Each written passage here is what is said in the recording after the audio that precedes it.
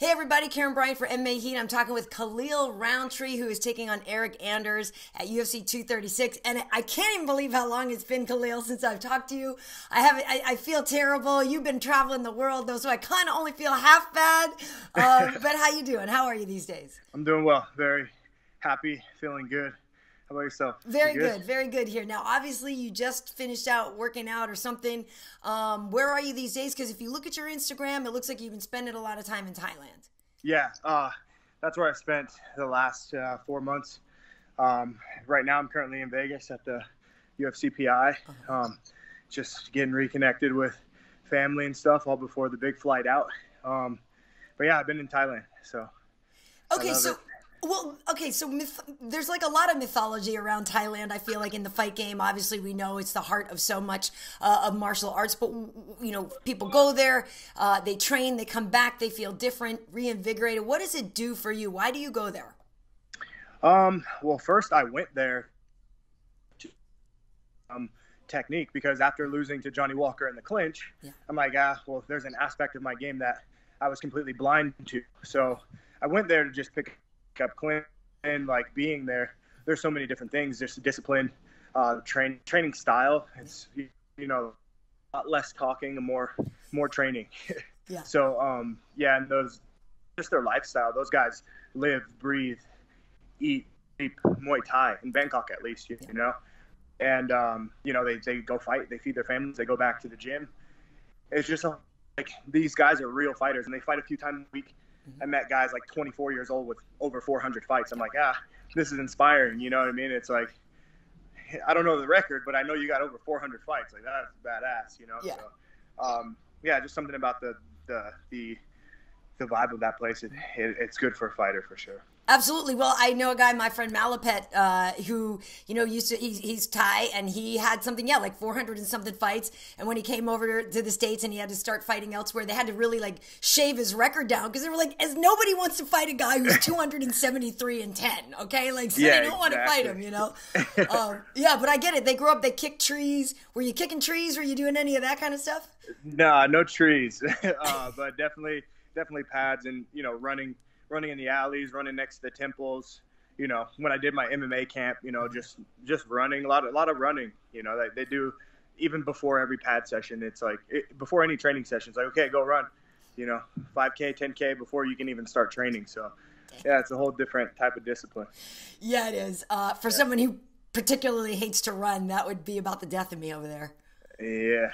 But it's good for you. It's good for you. But, you know, it's interesting because people always say, you know, it's the old adage, you learn more from a loss than you do from a victory. So there, clearly against Johnny Walker, you learned you were lacking in Muay Thai department. So the fact that you went and took that lesson and made improvements on it, bravo to you, because a lot of people are like, whatever, I just won't get in the clinch anymore. You know what I mean? Yeah, so, exactly. How hard was that loss to take? It was so fast. You know, a lot of time when it's a fast loss or victory, you know, it almost doesn't hurt as much, right? I just got caught. But how did you process that loss?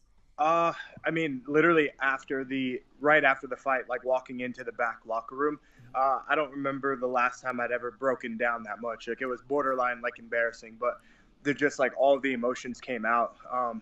I really worked very hard for that camp over at Black House with, you know, Alan and Kenny and these guys. And I was prepared in so many areas and overworking in so many areas that I felt like I was lacking in. And so to go out there and have it end so fast was just like, it was devastating, because I put myself through hell for that camp.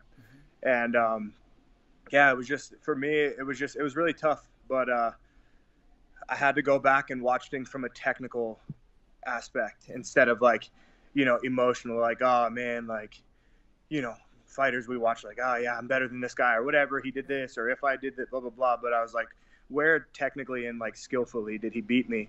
And I watched it over and over, and I saw that just like when I was in the clinch, I just did so many things that were wrong, you know, and my body just reacted in like this spastic kind of survival mode instead of, you know, using the skills that we would use. And, you know, so the first couple weeks were really bad, but then like once I got to Thailand, that's where things started really getting a lot better. And then seeing him win impressively every time too, that made me feel a lot better as well.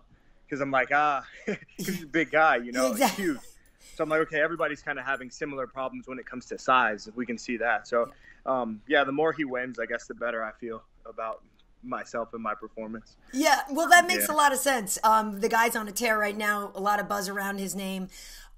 Do you, with the you say you're embarrassed, which you should never be embarrassed. You put it all on the line for us, obviously for yourself as well. But I hate to hear that you're embarrassed. Please never be embarrassed. But were you like physically okay too? Because it looked pretty hellish. If I'm being honest, that was a pretty bad knockout. Yeah, physically okay, no concussion, nothing like that. Yeah, nothing at all. Yeah, nothing, not a scratch. Yeah, exactly. So that's good. In that aspect, everything was great. That's good. Well, obviously, you mentioned Kenny Johnson. He's a wrestling coach at Bolt Wrestling down at Black House. You mentioned Alan Jouban. Obviously, you guys are going to be on the same card, which is great. With wrestling for you, I feel like that is something that you took upon yourself to get better at, right? Because with the Ultimate Fighter, Andrew was able to beat you on the ground more. So it seems like you took that lesson and you consistently seem to be working on it, right? So is that 100%. all you're doing all the time, right? So where do you 100%. think, though, where have you gotten the best? Like, where have you seen the most improvement in your skill set? Wow. I think I'm just more aware. Like I'm thinking more. I'm not just going in there swinging, punching, kicking, hoping for something to do. It's more mentally I'm setting things up. Does that make sense? So I think as fighters, we should be, and I'd say for myself, I'm always sharpening the things that I know and that I need to learn.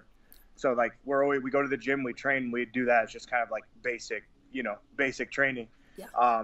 But as far as my game, my aspect, and like as far as my game and what I want to implement, I think the things that's gotten better is just my mind as far as being strategic and picking my shots and things like that. Nice. Yeah, not being so emotional about it. Well, that's good. Yeah, no, I mean, you do have to kind of divorce yourself from emotion in these. I know, very few people fight better emotionally. It seems that most people do worse when they're emotional.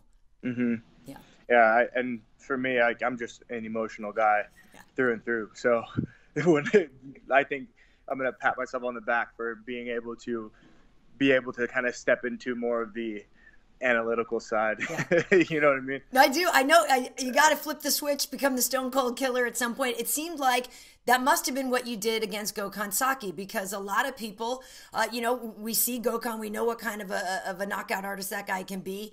And it gives you a lot of reason to think he's going to be able to keep doing that. But you just went out there and you this time were the hammer and you made him the nail. So what was different about that night? Or maybe it was just the opponent that didn't work for you against Johnny Walker? There were multiple things. I know for sure one of the coolest things about that fight is that I really trusted myself. I knew that I could do it.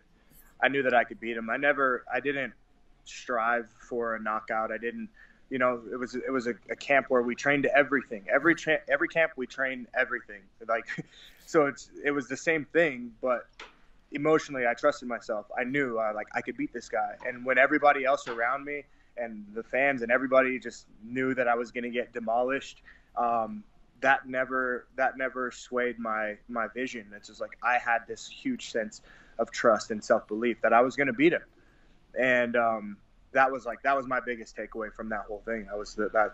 I take that just till this day. Like everything else doesn't even matter. It's just like that to me. That feeling is my happiest accomplishment of that fight, and not just because it was Gokhan Saki, but just that fight in general. Like having that feeling of just trust and like belief in myself that I could do something against someone who was considered like the greatest kickboxer of all time. And what a stage to prove it on too, with so many eyeballs that night. I mean, it was just like you really couldn't ask for a better night, it seems. So. No, not at all. Yeah, it was definitely A+ night. Very cool. So now, Eryk Anders is a guy who is in it to win it all the time too. He's he's hard to get rid of. You know what I mean? Even in a fight that he knows, your former training partner Lyoto Machida very well. It was a very close fight with him. This is a guy that is very hard to get rid of. You saw him in there with Thiago Santos. So when you look at Eryk, where do you find him to be more beatable then? Where are you going to take the fight? I can't call it. And I'm like, that's just to be completely like authentic, you know, like I can sit here and try to feed you a bunch of just like, I'm smart, I know how to beat this guy, you know, like, but I'm just going to be 100% authentic right now. Like it's not a fight where I'm saying like, okay, this is where I'm going to beat you or beat him or whatever. I know that he's a game guy. I know that he's hard to put away. I know that he's tough. You know, I know what I'm capable of as well. And we're both ready. We're both going to go in there and fight. And then the fans will be able to see, like, you get me? It's you got two guys that just like with a bunch of heart, with, you know, with just a bunch of everything. There's so many similarities in this fight. So, yeah, I can't, you know, I'm excited. I'm just happy to go in there and fight and be a part of a fight that people are so curious about and want to see. And like, you know. Yeah. I think it's going to be great. And it's one of those fights where you're like, oh, I love that matchup. And then you're like, oh shoot, somebody has to lose. Like, I feel like that's how it is with a lot of people. You know, some of these matchups these days, you're like, I like both guys. They both go for it. They both go for it. But you know, it's also one of those things where you're not a guy who has talked about, I got to get that title shot and this and that. You always seem to have just kind of paced yourself and just gone with what's in front of you and that kind of thing. In this day and age, it seems like people are always shouting about everything they want next. Why is it that you have just kind of been more quiet with your approach to things? Because I love to learn. Yeah. You know, I love to learn. And I think for me, like,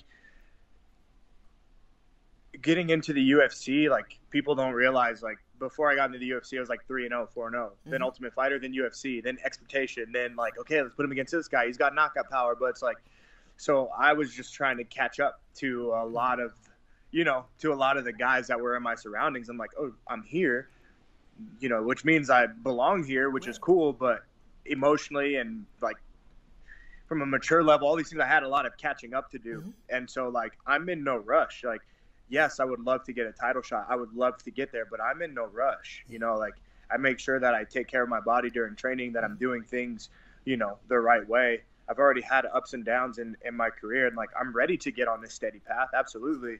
But I'm just, I don't know. I do my best to just like embrace my time. It's going to come, like, you know, it's going to come at some point, and I'm going to keep working at it. I'm not going to just wait for it to fall into my hands. I'll definitely keep working at it. But, yeah, like that hunger for just like, oh, I want the title. Like, yeah, I want it, you know, I want it. But so does like a freshman in college wants a college degree. You know what I mean? Right. It's like, it takes work, you know, it takes work.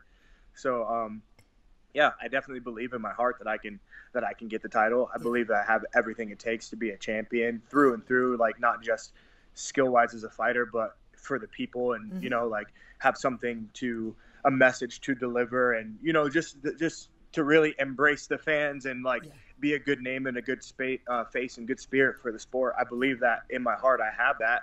And I think that at some point it's going to come. And when it does, it's going to be at the perfect time.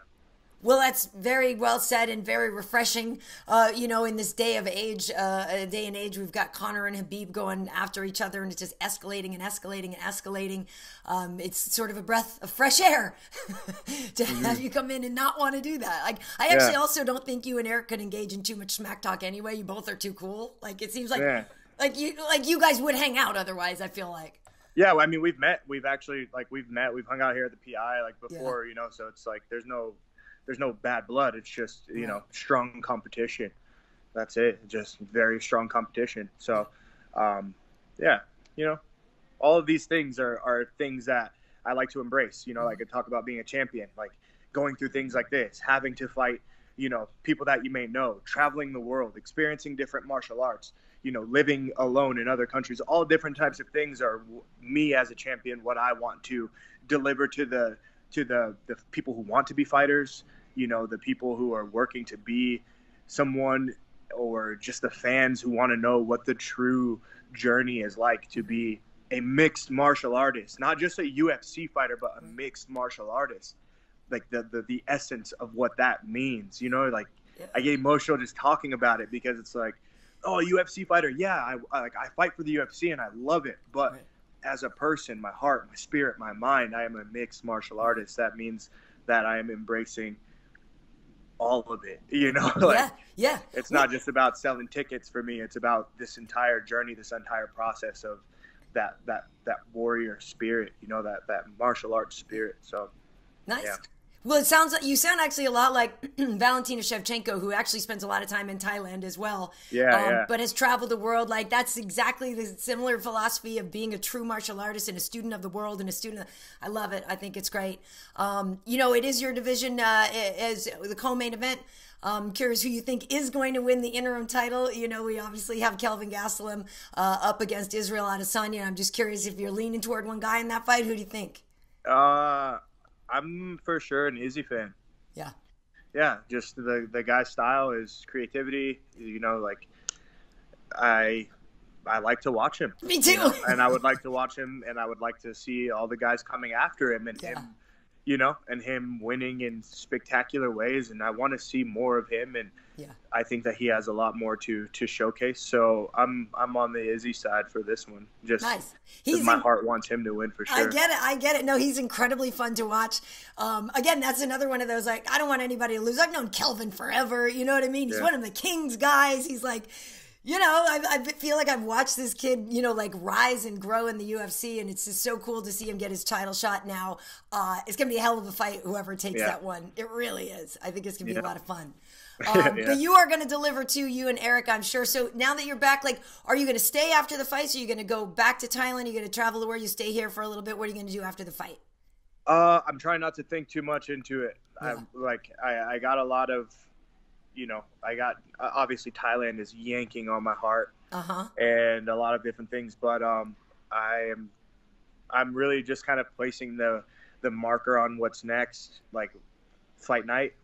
That's everything beyond that is kind of just like it's hazy. I have to, otherwise, like I'll get too ahead of myself into the future. So I would love to go back to Thailand for long term,